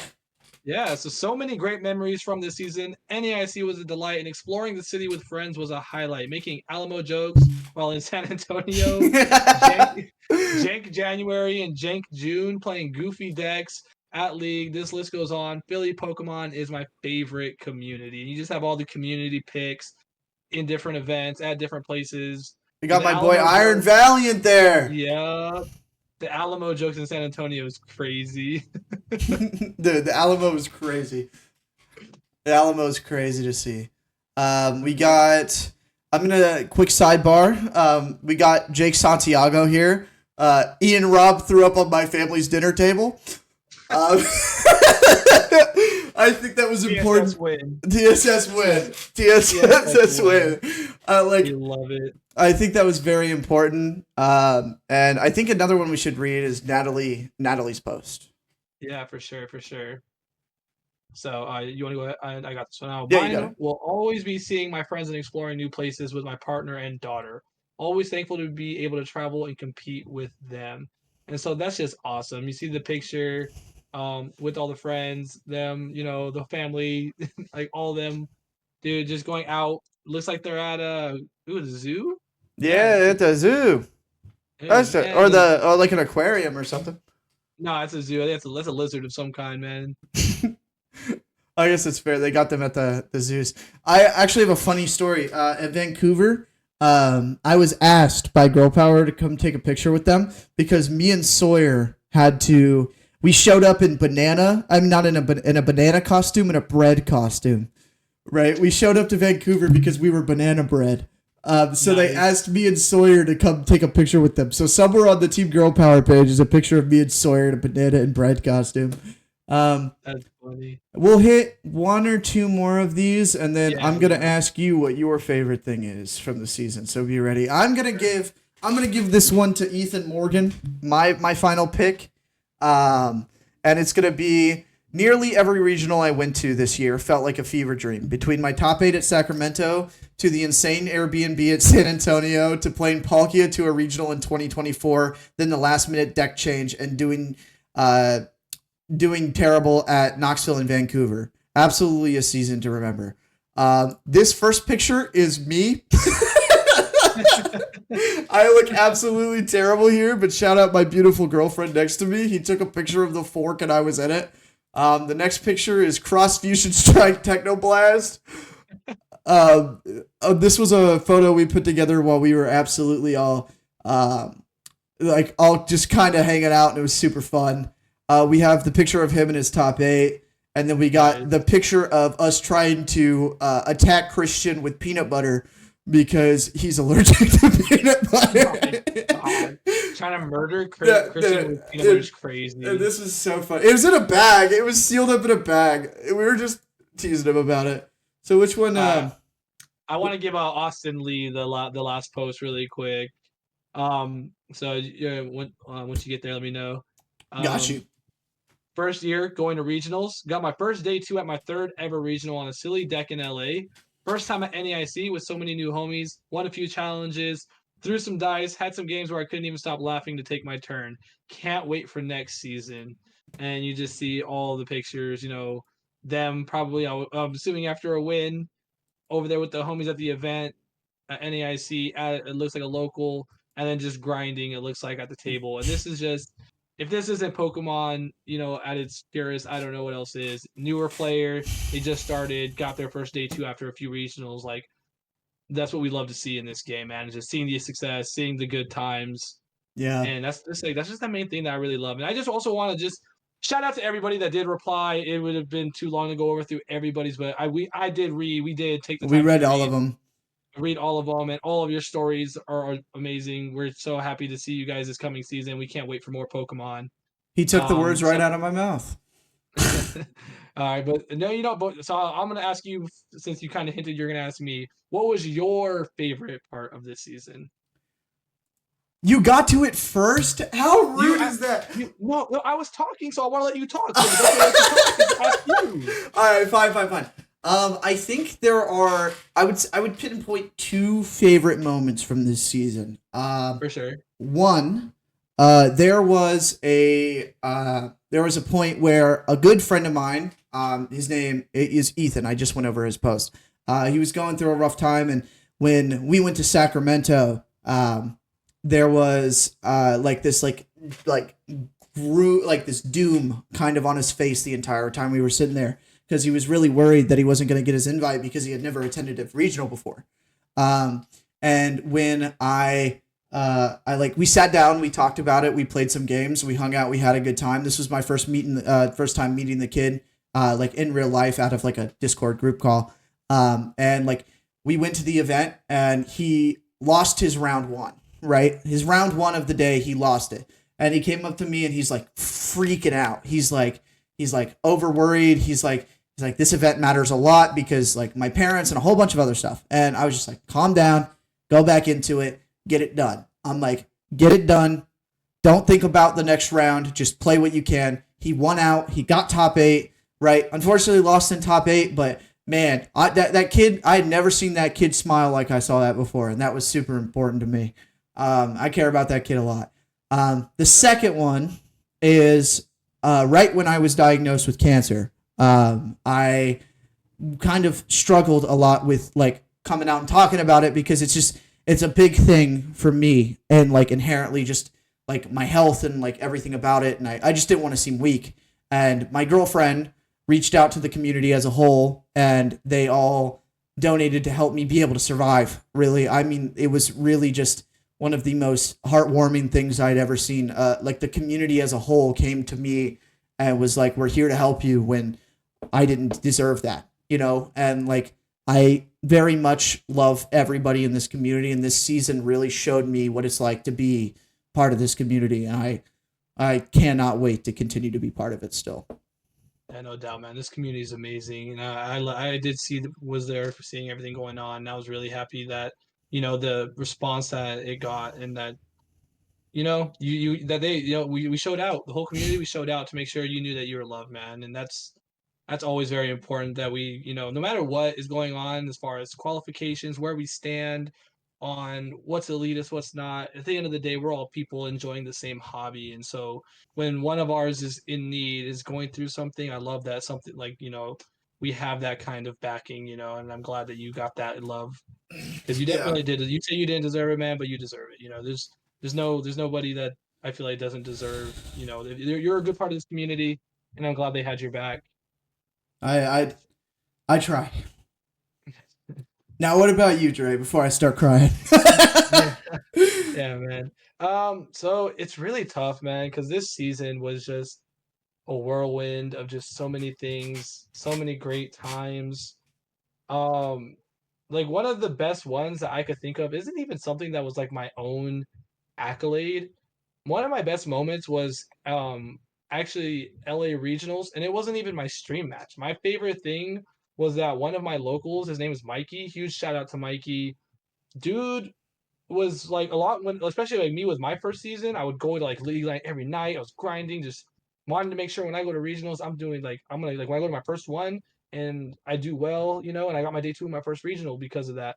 This guy I've watched put in the work, plays a lot, grind so hard, and made day 2. And I think because I lost my win in it, so I didn't make day 2 in LA. And I'm pretty sure he was the only Fresno local that made it. And I was just so happy, so proud of him, and I just wanted to. And like Steve, he didn't have the greatest day 2. That's where we learned that day 2 is a lot harder than day 1. But Yeah. man, it was awesome to see that, because I'm one of those people that I love like I don't go showing all of my processes, you know, where we put in you yourself, I know, put in a lot of hours into this game. So like I can respect and put so much weight when I see the work being done behind closed doors, you know, equate to someone's success. And I was just really happy to see that. The second one though, I mean, all right, now that I talked about it though, it does have to be my stream match. Yeah. I forgot about it initially when I was thinking, I'm like, dang, what was my favorite moment? That was awesome because I got to play against Ginsburg and like me and him like we're cool. He's one of the homies. Like when Fresno Regionals the past season, my local sponsor did a case tournament and showed up. Me and him were in the top four. We split the case 4 ways because they did a case tournament. And yeah, so like always he's one of my Cali like not Cali locals, but like he's a Cali resident. Yeah. So like, you know, so I He's went he's down. repping. You know what I Yeah, mean? so he's repping Cali. So I love the dude, love his brother too. Like they're good guys. So getting to play him on stream too, and then bro, like I'm sitting there at the table. Scarsdale lets me know, hey, you're gonna be on the voters' choice for this winning in. So I pull up Twitch. I'm tweeting everybody. Everybody's retweeting him, just like, yo, this is so sick. I'm watching the score go up, and it's not even close, dude. Like I think at the final, it was like 75 for me and Ginsburg, and it was like 15 for the next match. Like it was just unanimous almost, and it just showed like how much this community really, really backs me because you and everybody else knows that if you've been on Twitter, like the kind of like low key conspiracy slash like just like difficulties I've been dealing with as far as like I've been in positions where like you know I could have been a stream match. I've been paired up against good players at good records that Yeah. you know probably warranted being on stream, and then it kind of got I was given like a whisper in the ear by somebody that's kind of reputable, like hey like there's like a soft ban on you, and it caused like a whole whirlwind. And that kind of like also dampened my emotions a little bit. I'm like, man, I'm just not gonna get my time to shine. You know, it's like Yeah. and it felt bad. So to see that was something that it was in the community's hands and they balled out for me, like man, I'm about to like get a little emotional. Like that's always like that's just gonna resonate with me forever. The support that the community gives, that you know to those of us in this game, and I just it means the world to me. So that was probably more so than the match. The match was fun. I didn't win, but I still had a ball on screen. it's it's It it's it's crazy to yeah. think that like when you're on stream, like it feels like you're in an entirely different world. It's like knowing that people are there watching and supporting you. It's crazy. It's Yeah, man. And that was just I'm so glad that I finally got that. And I had no nerves because I mean I've people that know my history, I've played football, like D1 football. So I used to rap, so I used to be on the stage performing. So I have no stage fright whatsoever. But it was just like I wanted to that moment, you know, because I love being under the lights. I'm a little bit of a camera hog, you know. yeah. Yeah. Yeah, for So sure. I loved it. So yeah, it was great though. That it is a very very different experience knowing that all eyes are on you though. It Yeah. is like it is a little bit more of like, hey, I kind of don't want to do the wrong things. I know I'm gonna get crucified. I'm gonna get cooked. Yeah, I'm. It's why I like when I go on stream. It's just kind of like I go up there and I have a good time because I'm like I don't have a very good track record of winning up there. So like I just want to make sure I have a good time and people want to see me again. You know. No, that's fair. That's fair. But yeah, having the good time because you did all your stream matches were like good vibes, bro. It's like I can't wait, bro. We're gonna hit a top 8 and we're gonna have a stream match top 8. I can't Yeah, wait. yeah, we're gonna play with our Pokemon's not hand. ready. We're gonna play open handed with our. Yep. Yeah. They're not ready for No. it. They're not ready for it. Oh man, but yeah, that's really great. But all right, man. So closing it out now. Um, why don't you give the viewers a little kind of taste of where we're heading with the pod and all that good stuff? All right, so we have a few ideas that we want to hear from you guys if you guys would be interested in seeing. One of the bigger things, like this is confirmed, this is not an idea, this is one of the things we're doing in Hawaii. The day before the event, me and Dre are gonna link up. We're gonna sit down on the beach with a camera and a tripod, and we're gonna record a whole in-person episode on the beach, right? Yep. in that episode, we're going to have a bunch of guests that come in and hang out with us and talk. If you are interested in being part of that, you can either hit me, Dre, up on any of our social medias, or you can hit us up on, like, just down below in the YouTube comments, and I'll reach out to you. One of us will, at least. But we are looking to be some of the most fun and outgoing content for you guys to listen to on a week-to-week basis. So if there's anything that you guys are interested in, seeing like changes to content, changes to anything, I am all ears, and I think Dre is too, because this is the first you're gonna see of us, and we're gonna be here a long time. So I think so too.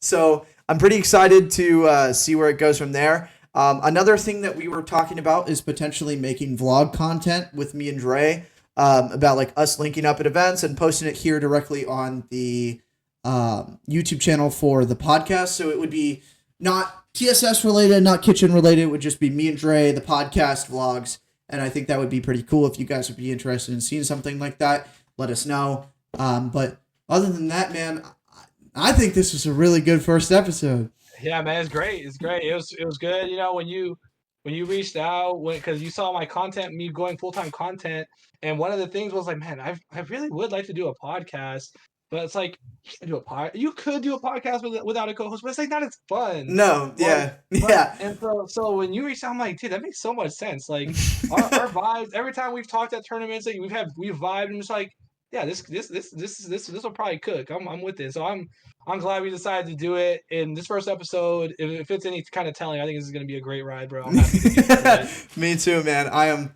beyond excited for the future. Thank you guys for coming out and watching, or listening wherever you are. If you're at work, if you're doing something like that. If you want to see more content like this, there's a subscribe button. There's all the things that everybody's going to tell you what to do and click. So I'm not going to tell you to do it, but you know what to do. So thank you guys for coming out. Dre, anything else?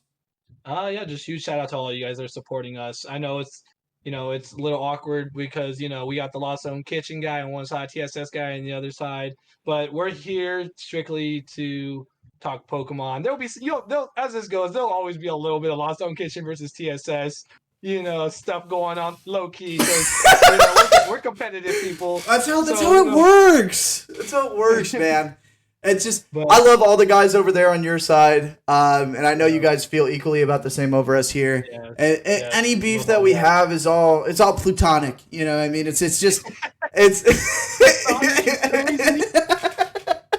plutonic beef, man. It's like you don't got to worry about nothing from us, and we're excited to keep going for you guys. Yeah, we're all competitors at the end of the day. So it's always good for competition to have a little sparring sometimes. But no, big shout out to everybody that supports both of us though, because we know how it can be when you have guys from different squads. But I promise none of that matters here. We're gonna be bringing you the raw facts, our raw opinions. We're gonna be keeping it just 100 every time we get on here and we get on this mic. You can expect that. There's not gonna be any punches pulled. If we think something is BS, we're gonna call it out. And I'm hoping you guys are down for that. You're ready for that. If you're not, maybe it's not the podcast for you, but I still love you anyways. That's it for me. Keep causing drama so we have more content. Stir it out. Listen, man. But like, I need more Jake Gearhart arm in the microwave type beat. Like, that's what I need. I want to be down in the down and dirty of this community. You know what I mean? For sure. But thank you guys for coming by. We love you guys. We'll see you next Tuesday. Yep. Peace.